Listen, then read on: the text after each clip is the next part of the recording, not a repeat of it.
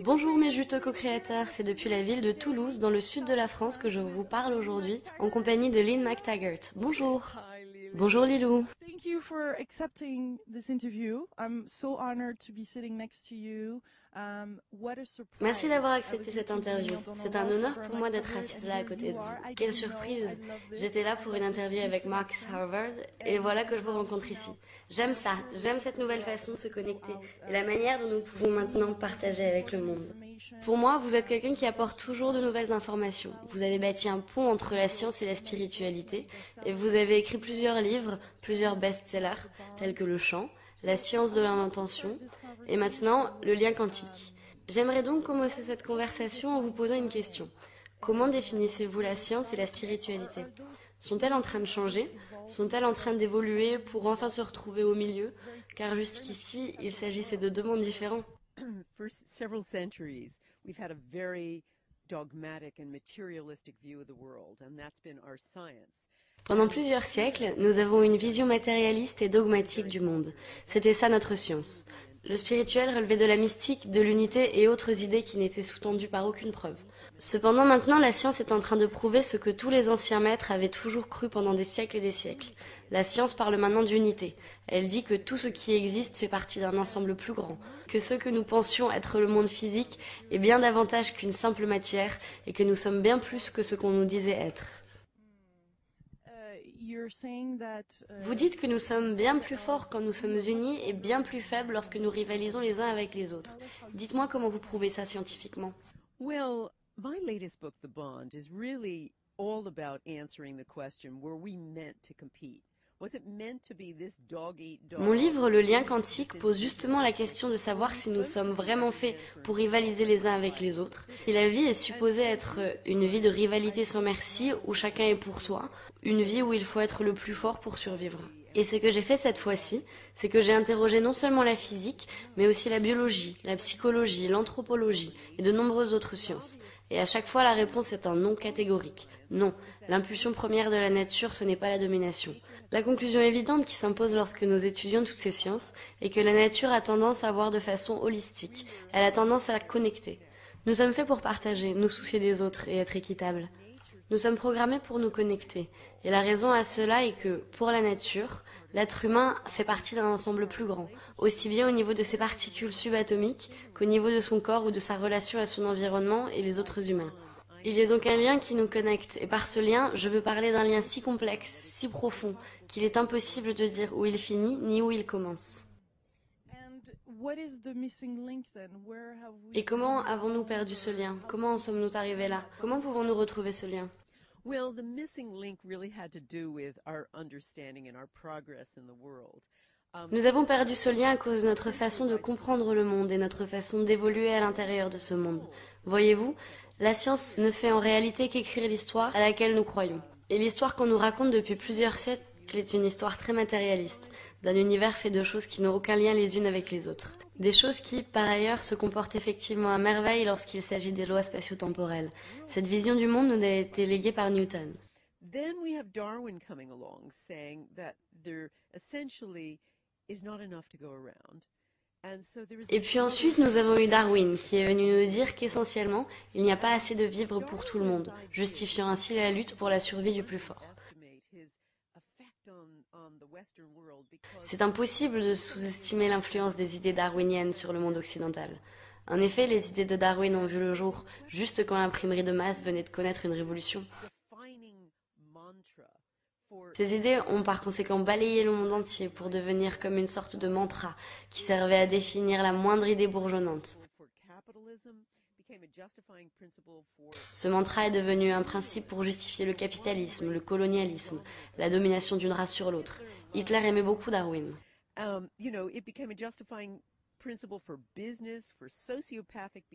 C'était devenu, voyez-vous, un principe pour justifier les affaires et pour se comporter en sociopathe. Tout était comme ça.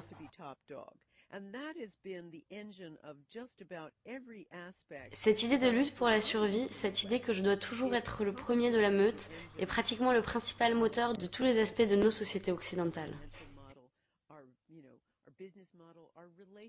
La compétition est le moteur de notre modèle éducatif, de notre modèle financier. Il en est de même quand il s'agit des affaires, des relations, voire de nos voisins. Qu'à Dieu nous plaise, votre voisin conduit une Mercedes, tandis que vous ne possédez qu'une Ford. Nous sommes tous imprégnés de cet esprit de compétition, mais ce n'est pas naturel. C'est là où je voulais en venir. Nous allons contre nature, car celle-ci nous a programmés de sorte que nous nous sentions bien lorsque nous nous lions aux autres et lorsque nous donnons. Et ce lien a été créé par la nature elle-même.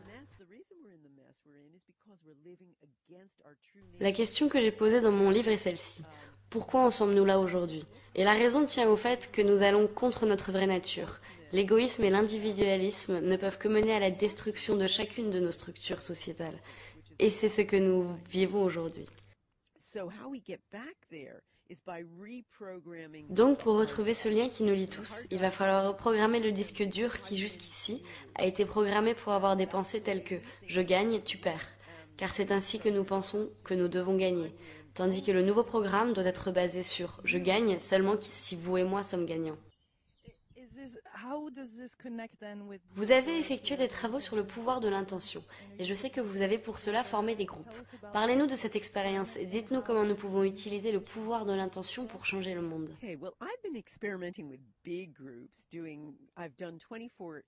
J'ai mené des expériences avec des grands groupes et j'ai réalisé jusqu'ici environ 24 expériences sur mon site en travaillant avec des groupes partout dans le monde. Nous avons fait des choses étonnantes ensemble. Nous avons pu par exemple changer les propriétés principales de certaines plantes. Nous avons réussi à faire pousser plus vite des plantes et des aliments. Nous avons réussi à purifier l'eau. Nous avons même réussi à établir par des études qu'il y a eu une baisse de violence dans des zones déchirées par la guerre en utilisant le pouvoir de l'intention de dizaines de milliers de gens. Des groupes où chaque membre se focalise sur la même chose et sur une même pensée. Oui, la même pensée, le même but, en utilisant les mêmes phrases. Je dis aux gens, voilà la phrase à utiliser, et voici ce qu'il faut imaginer. Donc, tout le monde a la même pensée en même temps. Il s'agissait en fait pour nous d'expérimenter cette idée comme quoi, lorsque nous sommes nombreux, nos pensées ont davantage de force. J'ai également mené des expériences avec des petits groupes, ou ce que j'aime appeler le pouvoir du chiffre 8. Pendant ces 5 ou 6 dernières années, chaque fois que j'organisais un atelier, je mettais les gens ensemble dans des groupes composés de 6, 8 ou 12 individus, et je leur demandais d'envoyer des intentions de guérison à un membre du groupe qui avait des problèmes de santé. Les résultats obtenus étaient tout simplement étonnants. Et comme je l'ai dit, nous avons répété ces expériences des centaines et des centaines de fois. Et à chaque fois, sans exception, le membre de tel ou tel groupe qui était le sujet de notre attention a vu soit son arthrite devenir moins douloureuse, ou ses migraines disparaître, ou ses douleurs à l'estomac disparaître. Une femme, par exemple, avait une sensation de voile devant les yeux, et voyait à peine, mais elle a eu 80% de ses capacités visuelles restaurées. Des gens qui boitaient se sont mis à remarcher normalement. J'étais vraiment étonnée par tous ces résultats, car, voyez-vous, moi-même, je n'avais jamais enseigné que l'intention était une modalité de guérison, et je ne dis certainement pas que je suis une guérisseuse.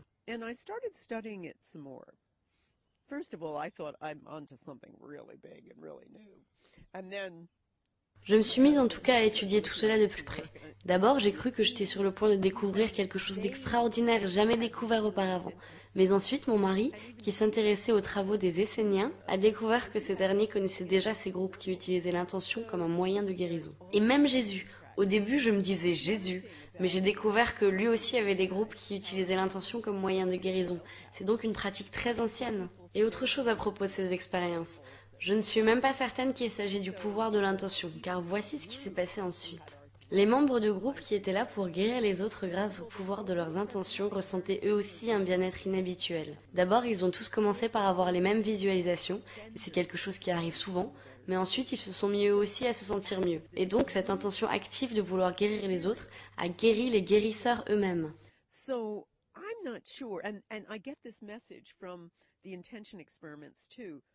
Je ne suis pas sûre. Vous savez, je reçois les messages des participants à ces expériences de l'intention avec qui je reste en contact pour mener et inévitablement ils me disent tous la même chose.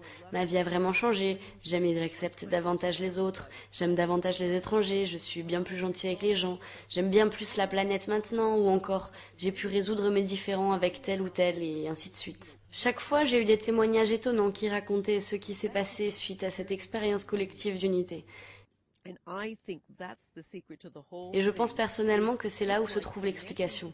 Vivre cette expérience collective d'unité, c'est en quelque sorte se connecter à un bateau ravitailleur, d'où ce sentiment soudain et palpable d'unité, aussi bien au sein d'un petit groupe que d'un grand groupe. Et c'est ainsi que les choses sont supposées être vraiment. La vie n'est pas une lutte sans merci menée de façon individuelle, il s'agit d'une connexion profonde.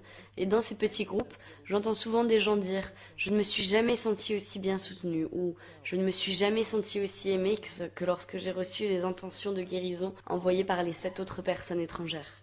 Ce n'est donc pas vraiment le pouvoir de l'intention dont il s'agit, mais celui de la connexion, le pouvoir de la communauté. C'est ce pouvoir qui est magique. Et c'est là une des façons de récupérer ce que nous avons perdu.